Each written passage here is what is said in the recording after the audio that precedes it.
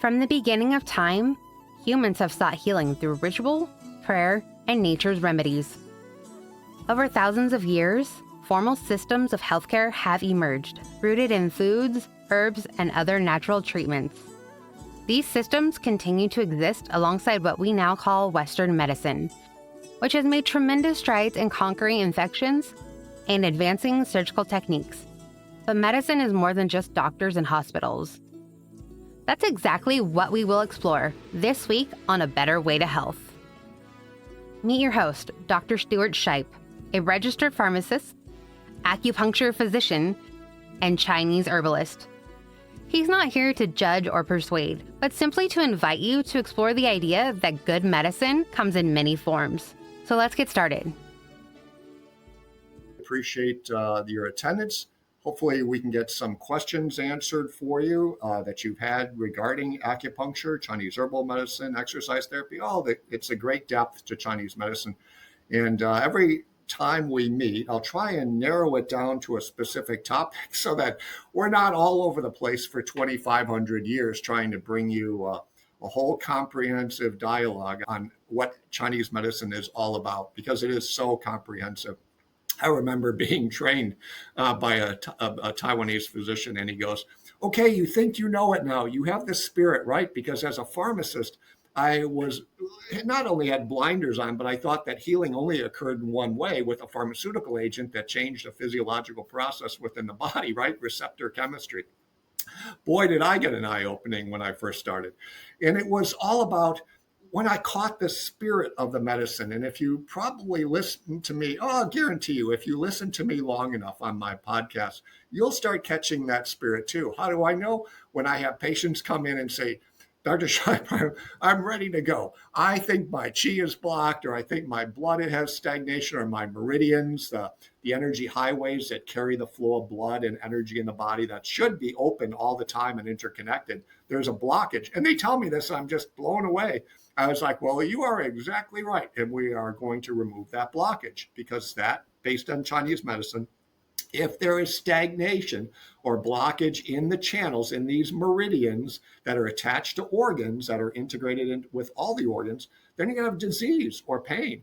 And if there's no blockage, if there's free flow of circulation and blood in the body, then you're going to have an amazing healing journey that will ensue from there. So the question, I guess I should get right to it without much delay, is how can acupuncture support emotional well-being? Wow, that's huge in our society right now, right? We've got depression running rampant. We got anxiety. We almost have political feuding going on. There's so much emotional strain, and it can rip us apart, seriously.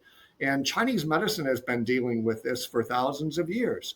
And they have a unique approach that I'm going to get into that's a lot different than the Western philosophy of a lot of hormonal shifts or hormonal imbalances. Like the reason maybe for emotional instability, maybe you might not have enough of this serotonin, or you have too much epinephrine or norepinephrine, or whatever the case might be. It's an imbalance of hormones, and they're trying to supplement by giving you the hormones, or trying to balance the hormones to make the body work. The only kind of thing that I, even as a pharmacist, thought about that was if a man has testosterone deficiency, and this is logic, and you'll know what I'm talking about, they would go into the doctor, and the doctor would give them a testosterone patch or testosterone cream or a pill for it to raise the testosterone levels. And usually that works pretty well pharmacologically for a short period of time. Testosterone levels come up.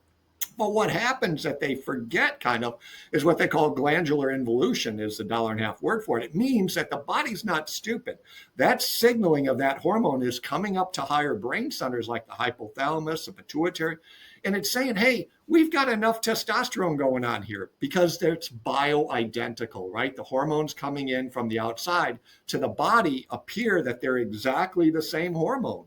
And so the body starts regulating, and it's a great regulator. That's why we have malfunctioning going on at a level that we can have malfunctioning to the point where you have homeostasis, is the word, where the body's kind of stable but at an unhealthy level.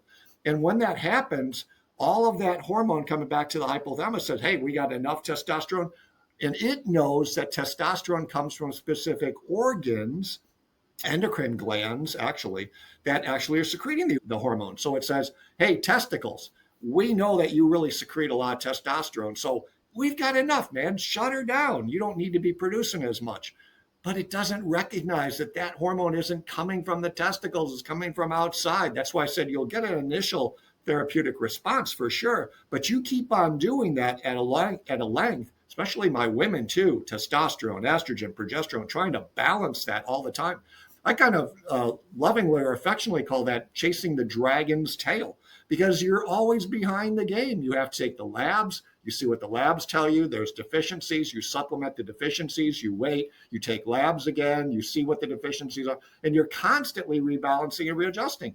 That's what the body's already doing. So why not support the glands? Why not support the body in its attempt to produce it on its own, right? That would make sense.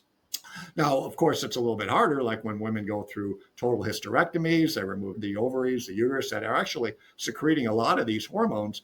Then it becomes a little bit tougher, for sure. But there's natural remedies to balance those as well. So when we get back to the main topic that I wanted to talk about is acupuncture supporting emotional health, well-being. We can't have that discussion without basic philosophy. And basic philosophy for Western medicine is usually, if you can't see it, then it doesn't exist.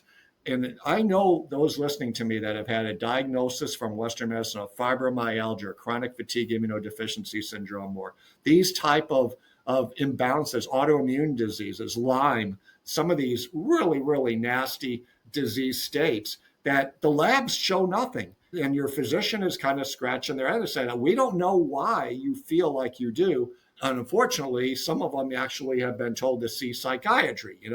There's nothing there. It must be in your head. And I'm telling you, that is the farthest thing from the truth.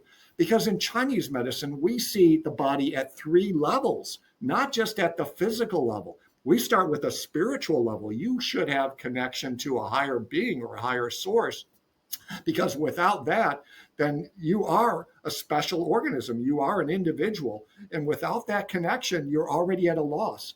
If you don't have that connection, this imbalance will start boiling down into an emotional imbalance. And can you see emotions? Not really. You can try, like I said, with hormones, try and supplement, but you can't see a person at an emotional level of an imbalance until it becomes a physical manifestation, right? Someone with depression that never leaves the house, that their mood or their affect is severely dampened, or someone in the opposite spectrum that may be manic or may have aggressive adult ADD or ADHD, attention deficit disorders. That is a very physical type of problem, but that started a lot higher from an emotional context. So emotions don't come with hormones, like I said, based on Western medicine. Emotions come from the organs. Let me say that again. In Chinese medicine, the emotions come from metaphorical organs. That means we have a heart, we have a spleen, good internal organs, we have lung, we have kidney, we have heart, and every emotion in the entire body is filtered through the heart. Because the Chinese say that the heart is the seat of all emotions. I feel it with my heart. Have you ever heard that saying, right? Or I feel it with my stomach, or whatever the case might be. These emotions come from the organs, and unregulated emotions can cause disease. It's crazy. You say, oh, no, there's no way you can have a stomach ulcer from too much stress. Now we're finding out with research that is absolutely a lot of times what happens is we're creating these stressor inflammatory type of hormones in our body when we're under certain emotional states. So we've got a kid gets a cut, for instance. Let's use that about trying to recognize that emotions can heal.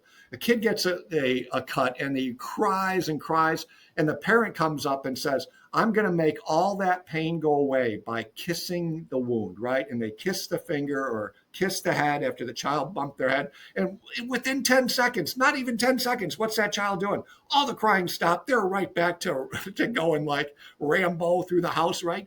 So that's just one kind of example of how powerful emotions are at healing individuals. That child probably still had pain from that bump or pain from that cut, but they totally erased that with the emotion from the parent.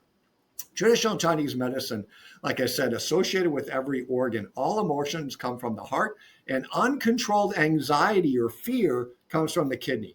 Uncontrolled anger or hostility, that comes from a liver imbalance in Chinese medicine.